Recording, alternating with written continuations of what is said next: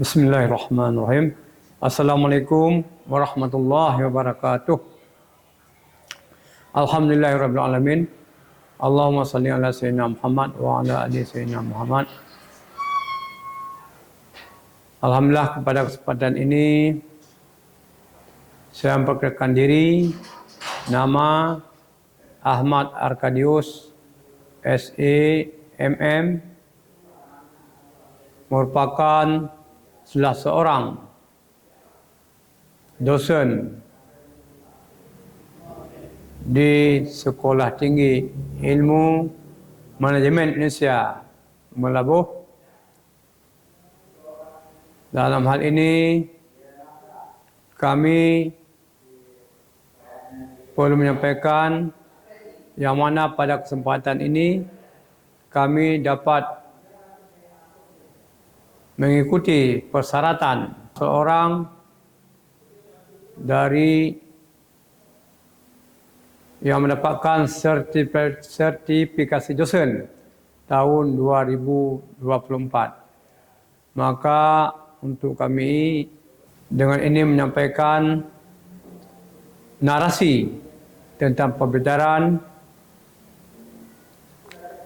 tentang penelitian dan pengabdian masyarakat, yaitu Tridharma perguruan tinggi daripada kampus. Baik, pada kesempatan ini kami lebih fokus kepada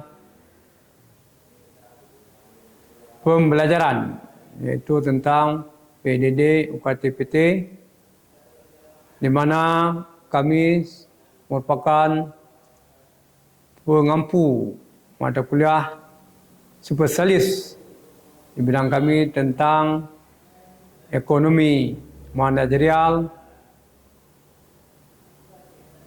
juga mata kuliah studi kebijakan bisnis, mata kuliah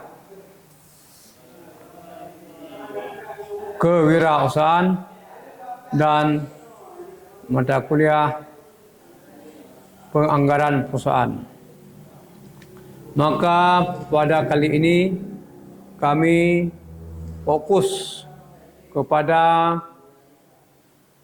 mata kuliah yang kami mampu pada semester ini, yaitu ekonomi manajerial. Maka untuk melakukan perkuliahan pada semester ini, kami telah mempersiapkan RPS untuk melakukan suatu kegiatan yang ingin dicapai dalam pembelajaran mata kuliah yang kami mampu.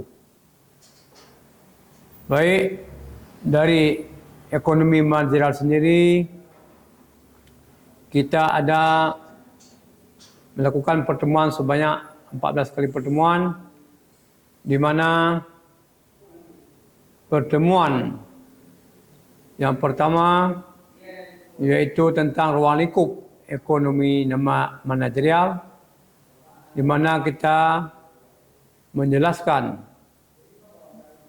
tentang gambaran-gambaran dan pengertian ekonomi manajerial.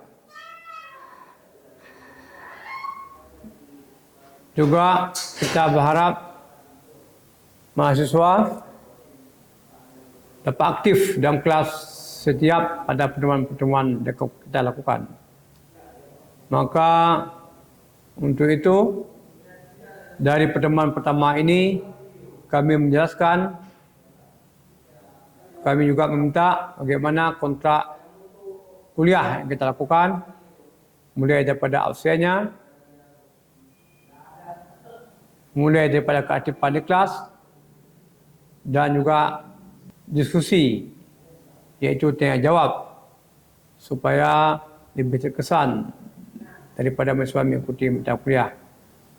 Dan juga kami sempatkan juga langsung kita membagi kelompok supaya mahasiswa proaktif mencari bahan-bahan perkuliahan pada pertemuan berikutnya.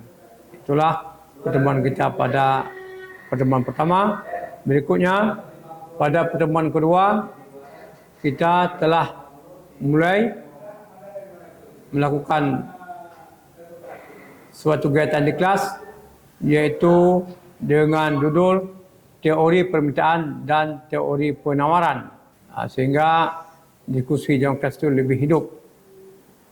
Dan pada pertemuan ketiga juga kita selalu melakukan kepada satu hal diskusi-diskusi sambungan daripada hal-hal yang kemarin belum tuntas. Pada pertemuan keempat kita melakukan dengan judul elastisitas. Pada pertemuan kelima kita juga melakukan tentang bagaimana perilaku konsumen. Pertemuan keenam tentang analisa produksi. Yang pertemuan ketujuh kita memberikan bahan kuliah untuk disampaikan tentang analisa biaya. Dan pertemuan 8 kita membuat tentang struktur pasar dan strategi penerapan harga. Dan inilah nanti menjadi fokus kami dalam pertemuan yang ke-8 ini dalam ruangan dengan mahasiswa, sehingga mahasiswa dapat memahami dan dapat menjelaskan juga bagaimana struktur pasar yang ada dan bagaimana juga strategi penetapan harga. Berikutnya kita lanjutkan pada pertemuan ke-9 tentang analisa biaya dihubungkan dengan analisa penetapan harga. Dan pada pertemuan 10 kita juga menghubungkan bagaimana biaya dihubungkan dengan produksi, sehingga biaya-biaya tadi itu yang keluar dapat memotivasi bagaimana hubungan dengan produksi. Pada pertemuan ke-11 membicarakan bagaimana struktur pasar tadi dan strategi penerapan harga yang berlaku di pasar itu dapat dilakukan yang betul-betul studi kasus di lapangan, sehingga apa yang kita sudah praktekkan di lapangan, di kelas, di ruangan, sehingga. Dan yang ke-12 kita juga bercerita tentang hubungan antara harga pokok yang dijual dan harga pokok produksi. Yang ke-14 kita ambil studi kasus tentang pertumbuhan harga jual suatu produk. Inilah bahan kuliah yang kita tawarkan kepada mahasiswa. Maka untuk itu mahasiswa kita harapkan dapat mencapai sehingga mereka dapat memahami dan juga dapat menjelaskan daripada semua bahan-bahan yang telah kita pelajari. Dan untuk itu capaian berikutnya bagaimana mahasiswa mampu menjelaskan bagaimana ekonomi manajerial secara teori dan juga ekonomi manajerial dalam praktik, iaitu implementasi, serta ada manfaatnya dalam kehidupan. Dan capaian berikutnya mahasiswa memahami dan menguasai maksud dengan yang suatu keputusan baik dan memahami teori ekonomi dan perkembangannya. Dan juga pencapaian terakhir adalah bagaimana mahasiswa dapat memahami dan menguasai setelah mempelajari daripada ekonomi manajerial ini.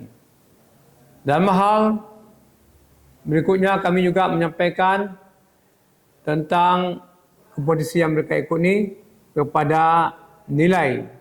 Maka kita nilai kuis kita tetapkan mahasiswa sebesar 15%. Berikutnya tugas 10% dan keaktifan di kelas juga 10%.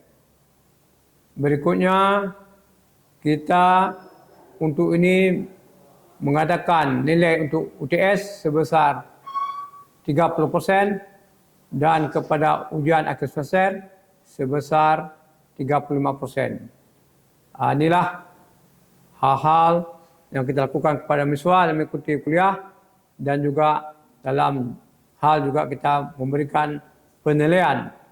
Kita harapkan dengan sudah adanya pengantar dari kami ini, kita bisa mengikuti kepada kuliah kita di ruangan, iaitu fokus kita kepada bahan yang kita beri nanti, struktur pasar dan strategi penetapan harga. Referensi yang saya gunakan dalam mengasuh mata kuliah ekonomi manajerial ini adalah satu buku ekonomi manajerial, ekonomi terapan untuk manajemen bisnis, iaitu dikarang oleh Lynn Colin Arshad. Berikutnya, ekonomi manajerial, ekonomi manajemen bisnis oleh Pynchon Gasfors. Dan referensi berikutnya adalah James Puspas, Mark Hislop, Managerial Economic, edisi Indonesia, Bina Rupa Aksara. Baik, itulah referensi yang saya gunakan dalam mengampu mata kuliah ini. Mungkin ini saya akan sampaikan, maka untuk itu dapat kita ikuti daripada kuliah di ruangan. Assalamualaikum warahmatullahi wabarakatuh. Nahmaduhu wa nusallimu ala rasulih wa ala alihi wa sahbihi ajma'in. Alhamdulillah, pada siang ini kita bertemu dalam ruangan yang paling berbahagia ini. Kita bisa melihat hari ini daripada kuliah ekonomi manajerial mengasuh mata kuliah ini, ya, karena kita di sini namanya heterogen, mahasiswanya ada yang semesternya memang langsung masuk ke semester 6, ada yang dari semester awal mungkin. Ketemu kita sini, bapak perkenalkan diri bapak, nama adalah Ahmad Arkadius SMM. Untuk masuk mata kuliah di sini adalah ekonomi manajerial, di mana ekonomi manajerial adalah bagaimana kita itu memadukan teori-teori yang sudah kita dapatkan pada kemarin dengan aplikasi apa yang kita buat untuk hari ini, dan juga aplikasi apa yang kita orang buat menjadi contoh bagi kita. Maka untuk hari ini kita lanjutkan kuliah kita tentang struktur pasar dan penetapan harga, yaitu tentang struktur pasar dan strategi penetapan harga. Sebelumnya, Bapak tengok wajah-wajah ini pada capek jadi mungkin, sebab mungkin baru dah belajar yang pertama, haus, semuanya ceria, semangat Gimana semua? Semangat? Kita kuliah hari ini sampai sore, gimana? Baik, hari ini kita masuk pada pertemuan yang ke-8. Setelah sebelumnya kita tahu bagaimana keseimbangan, bagaimana pasar, hari ini kita berbicara masalah struktur pasar dan strategi penetapan harga. Maka untuk itu mari bersama kita tengok sini apa yang dimaksud dengan struktur pasar. Jadi pertama, pasar kita tahu adalah tempat kejadian transaksi antara penjual dan pembeli. Tapi itu masih dasar kita belajar. Selesai kita dasar kita ini, itu kita tengok pasar dari sudut pandang banyaknya produser atau penjual dan banyak juga konsumen. Sehingga dari itu pasar itu ada strukturnya. Jadi ada 4 jenis pasar.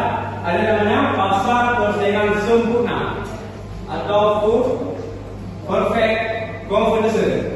Berikutnya ada pasar persaingan monopolistik atau monopolistic competition. ada pasar oligopoli dan ada pasar monopoli. Inilah struktur pasar yang bakal kita pelajari hari ini. Baik, kita tengok satu-satu. Selanjutnya bahan baku kita produksi, sumber daya manusia kita, alat-alat sarana ini bukan kalau kita perhatikan. Idenya, permintaan barangnya, dan jumlah barang dengan harganya, dengan barang sakit sehingga dia itu sama dengan harga.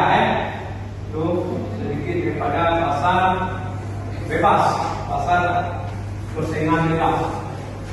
Sempurna. Selanjutnya ada pasar persaingan monopolistik.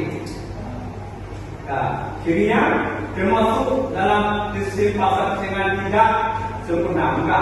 Mungkin lagi bisa lagi di peta dulu. Ada namanya pasar oligopoli ya. Di sini cirinya adalah sebelah kecil bisa dapat membantu kooperatif untuk membentuk kartel koperasi jaga. Ya, di mereka itu ada satu maklumat, ya bisa menunjukkan harga. Sehingga apa di sini produk jual pasar oligopoli dapat bersifat homogenity atau produk diferensiasi. Dan juga terdapat hambatan yang besar dan besar baru untuk masuk pasar jenis oligopoli ini. Ya, kalau kurang jelas jawabannya, aku nggak paham dari dapat jelaskan lagi. Oke, boleh saya yang pertama. Baik, terima kasih Pak. Pertanyaannya ini satu tapi dua nih Pak ya, satu tapi dua. Ini Pak, di sini kan kita ada pasar persaingan Pak, Ya. persaingan sempurna. Jadi apa kegunaan pasar persaingan sempurna bagi perusahaan yang memproduksi barang tersebut Pak? Ya. Kemudian bagaimana cara sebuah perusahaan yang ada di pasar persaingan sempurna itu dapat memaksimalkan keuntungannya atau labanya? Baik Pak, saya ingin bertanya, apa perbedaan pasar oligopoli dan pasar monopoli? Teman-teman. Nama saya Rania Pak. Saya ingin bertanya Pak. Tadi kan di sini ada disebutin jenis-jenis pasar. Itu ada 3 jenis pasar: pasar persaingan sempurna, monopoli dan oligopoli. Pertanyaannya mungkin mencakup dari pertanyaan kedua. Cuma ini yang saya ingin tanyakan contoh dari masing-masing pasar tersebut. Di mana yang saya tahu contoh dari pasar persaingan sempurna itu biasanya kan karakteristiknya itu kan banyak penjual dan banyak pembeli. Ya. Contohnya seperti pasar gantung beras dan emas. Contoh dari pasar monopoli dan oligopoli itu seperti apa Pak? Ya, yang nomor 3 diminta contoh daripada pasar monopoli atau pasar oligopoli. Ya. Contohnya. Yang pertama siapa kira yang bisa memberikan masukan jawabannya? Boleh? Jadi ada persaingan sempurna. Persaingan sempurna yaitu mempunyai karakteristik seperti banyak pembeli dan penjual. Misalnya transaksi individu kecil tidak dapat mempengaruhi besar. Walaupun harganya bisa ditentukan oleh kekuatan pasar, harga sama dengan perusahaan lain yang berada dalam pasar. Contoh misalnya kayak pasar komoditas seperti minyak, gandum dan lain-lain. Kalau itu kan pengertian dari pasar sempurna Pak, yang jadi pertanyaan itu kegunaan pasar persaingan sempurna bagi perusahaan yang memproduksi barangnya Pak. Kalau tadi dijelaskan sama Kak Nila itu pengertian dari pasar sempurna ya Pak. Kegunaan manfaatnya ya. Oh, penggunaan pasar sempurna. Mungkin satu sisi Pak, dimana dengan adanya pasar seperti itu Pak, semua orang bisa jualan kan. Artinya jika perusahaan itu mau meningkatkan penjualannya, dia harus betul-betul mengetahui strategi marketingnya. Karena di situ kan semua orang bebas Pak, berbeda dengan monopoli tadi. Kalau pasar monopoli kita beli sama dia, kita jual sama dia lagi Pak. Oke, kalau dari Kak Nila Alasannya yang tadi kan kegunaannya bisa juga misalnya kebebasan penjual. Yang mana kebebasan penjual itu untuk membuka atau membuka usaha mereka sendiri tanpa adanya hambatan masuk atau keluar yang signifikan. Habis itu ada kebebasan pembeli, di mana kebebasan pembeli itu untuk memilih produk yang sesuai dengan kebutuhan mereka. Dalam paksaan. Ya, Oke, lain aja ya, lagi yang pertanyaan lain. Boleh satu lagi, ada tambah lagi ya? Nah, apa lagi? Biar selesai yang penggunaan manfaatnya daripada pasar persaingan sempurna. Oke? Pasar persaingan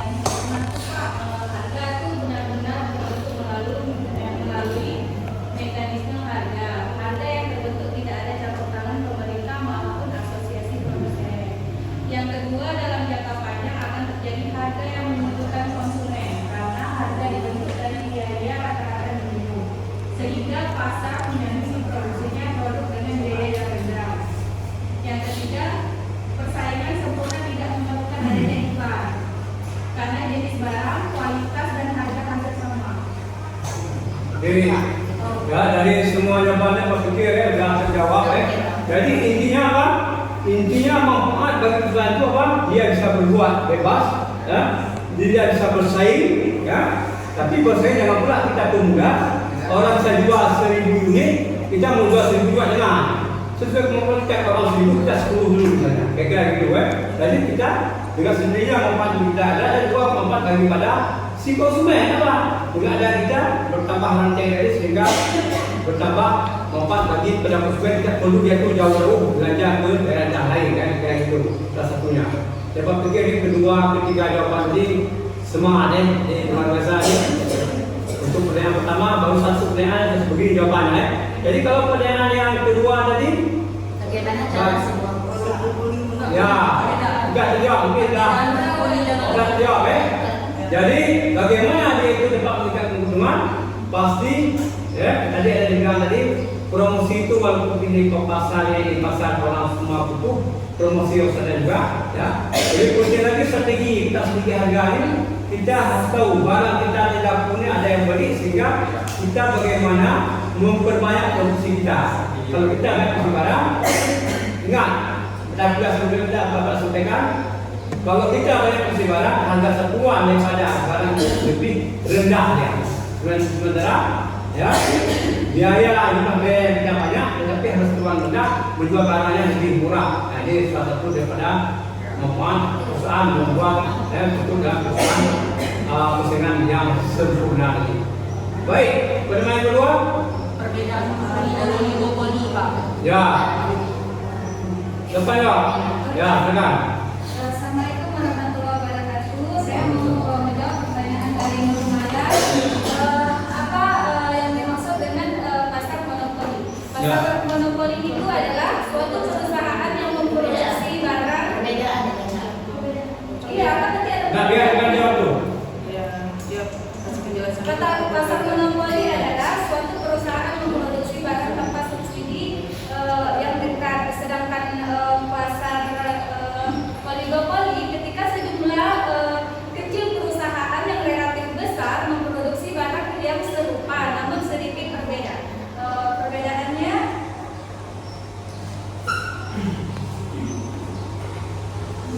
Perbedaan monopoli dengan oligopoli ya.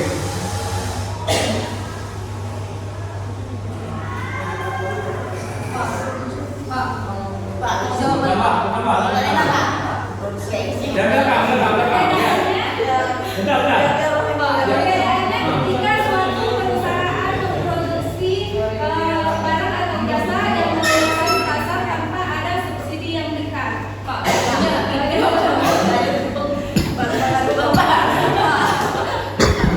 Kasih saya silakan. Iya. Siapa namanya? Asma. Asma, jawab. Perbedaan. Perbedaannya jadi kalau pasar oligopoli ada beberapa penjual yang bersaing untuk Ya, sebuah itu dia. sama dengan sedikit perbedaan. Mereka memiliki kemampuan untuk mempengaruhi harga dan penggunaan namun tidak sepenuhnya dalam arti ada pesaing lain. Sedangkan pasar monopoli ada satu penjual dominan yang menangani penetapan harga pasar sedemikian rupa sehingga ada keuntungan hanya diarahkan pada perusahaan. Jadi jelas ya. Ya. Monopoli, oligopoli. Mono satu oli itu bahasa Bapak tu buat. Ya. Buat. Jadi satu yang buat. Satu saya katakan oli ya buat ya. Kalau bahasa bumi Jadi itu dia. Jadi ini luar biasa. Jadi tahu perbedaannya. Tapi dia sama dalam rumput tadi sebagai pembuat harga, penentu harga. Tetapi ada bedanya ya, oli dengan mono. Oke. Satu lagi. Kalau satu lagi yang ketiga pertanyaannya Pertanyaan contohnya. contoh. Oli, oli dan oli. Kita dah ada ini yang menjawab apa? Ini nilai yang dah jawab 80, 90, 100 ya. contohnya Jadi kalau contoh pasar monopoli itu misalnya Pak pertanian,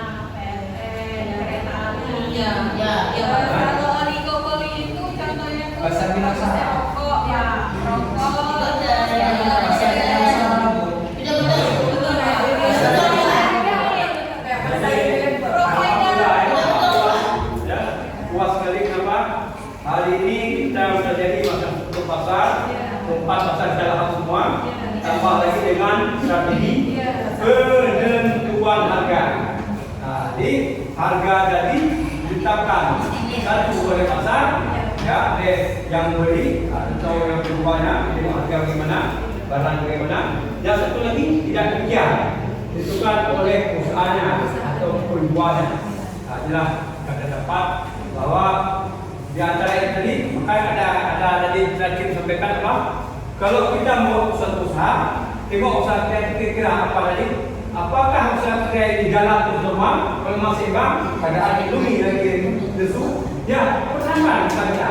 Sekitar itu, ingat ya, kita usaha itu nggak untung, kita boleh kerja kalah. Kalau kita masukkan gaji kita sudah berjalan.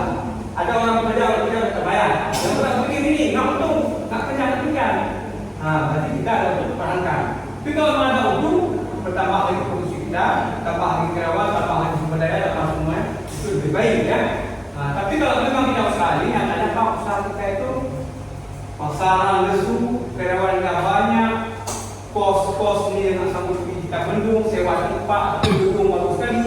Daripada kita itu mubazir, belum kita pakai, kita ni gedung luas, ya, tinggi melambung tapi nggak kita pakai, nggak nanti ni, lebih baik kita dia ada usaha itu, usaha demikian.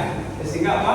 Kita boleh usaha kita untuk menutup jangan sampai aset-aset kita itu membawa kerugian yang besar. Jadi bangkrut. Kalau kita usaha kita itu biasa. Pak Pikir, alhamdulillah pada hari ini pertemuan kita lakukan demikian bermakna sehingga para kita ini mengerti apa kita ada diskusikan, terutama untuk pasar dan bagaimana pula pasar-pasar itu menggunakannya dan bagaimana masyarakat menghadapinya. Ada diferen, ada diferen. Demikianlah ada masyarakat yang cuek-cuek saja lah, terima saja. Memang demikian keadaannya. Ada yang masyarakat pilih usaha kita supaya kita bisa berebut kesempatan. Ingat, kalau kita masuk pasar, jangan pula ada yang beli besar terus, kecil dulu. Orang jualnya 1,000 ringgit saja kita 5 ringgit dulu. Tapi dengan kita berubah, kita dulu modal sendiri semua sendiri, insyaAllah usaha kita berhasil. Demikian mungkin apa yang kita sudah sebutkan hari ini, manfaat dan mata kuliah kita berikutnya kita perdalam lagi tentang bagaimana harga-harga itu bisa masuk ke dalam suatu mekanisme atau matematik yang betul bisa kita olehkan bantu angka-angka berat. Muhammad Wisnu Prayoga. Al-Ahmadi Kuswara.